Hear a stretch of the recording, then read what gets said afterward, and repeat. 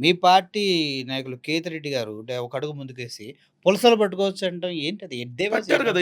7 కిలోల చేపలు ఆల్రెడీ అమరావతిలో అంతకుముందు పట్టారు కదా! అంతకుముందు పట్టారు సార్. అవును. ఇది ఇప్పుడు ఇలా కూడా అదే పరిస్థితి ఉంది. హుహు. కాదండి. పులస 7 కిలోలు కాదు ఇంకెక్కువ కూడా పడుతున్నాయంట. ఓకే. సో, ఉంది కాబట్టి ఉన్నా అంటున్నావు. ఇప్పుడు అమరావతిని ఆక్వా సిటీ చేశారు అంటున్నావు. ఓకే. దాన్నేముంది కాదండి దీనికి ఇలా చర్యలు తీసుకుంటామని చెప్పండి. అమరావతి మునిగిపోదు అనంటే 6,000 కోట్లు ఎందుకు ఖర్చు పెడుతున్నారు చెప్పండి.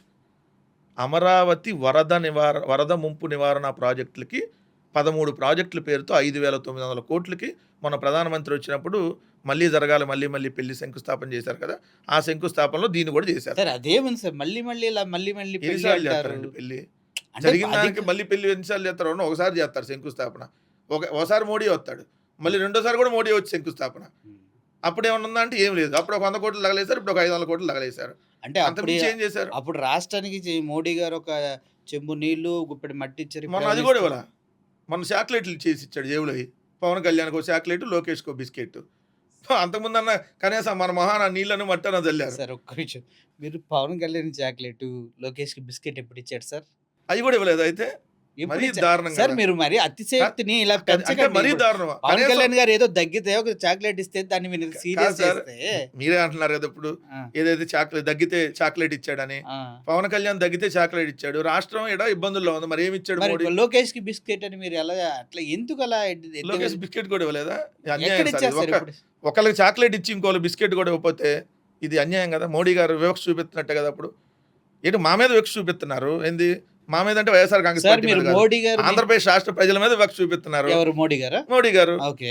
ఎందుకంటే స్టీల్ ప్లాంట్ నమ్మకానికి పెట్టారు. హ్మ్. సో రాజధానికి ₹1 డబ్బులు ఇచ్చింది లేదు. హ్మ్. శంకుస్థాపన మాత్రం ఒక 500 కోట్లు రాష్ట్ర ప్రజల సొమ్ము పోలవరానికి ఇచ్చారు కదా సార్ యాడ 11,000 ఇచ్చారు? కోట్లు.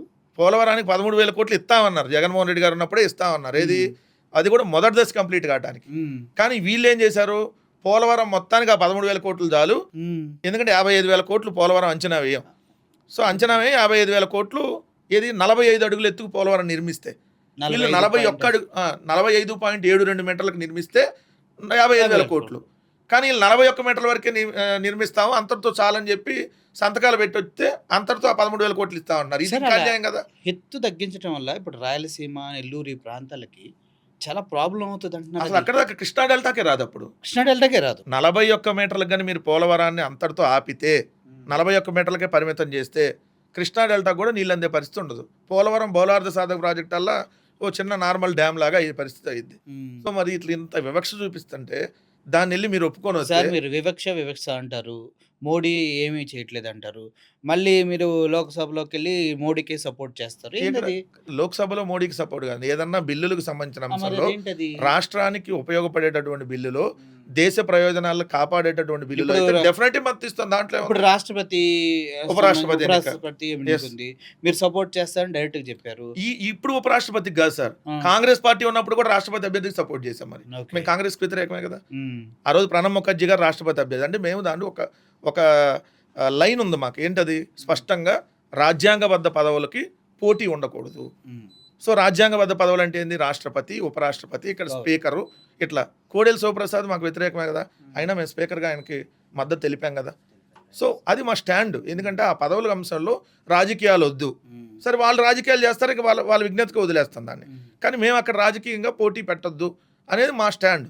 దానిలో భాగంగానే మేము అంతకుముందు కాంగ్రెస్ పార్టీ ఉన్నప్పుడు రాష్ట్రపతి, ఉపరాష్ట్రపతికి కాంగ్రెస్ మద్దతు తెలిపిన వాళ్ళకి మేము పెట్టాం. తర్వాత బీజేపీ వచ్చిన తర్వాత బీజేపీ మద్దతు ఎవరికైతే ఇచ్చిన వాళ్ళకి ఇచ్చాం. సో ఆ పదవులకు సంబంధించి ఇచ్చాం, అక్కడ పార్టీలకు కాదు. సో ఆ పదవులు ఎవరైతే ఉంటున్నారో అతనికి మద్దతు ఇచ్చాం. దానికి మాకు బీజేపీకి లింక్ పెడితే ఎట్లా? సో ఎవరో మాట్లాడుకునేవాడు మాట్లాడుకుంటారు. అది వాళ్ళ ఇష్టం.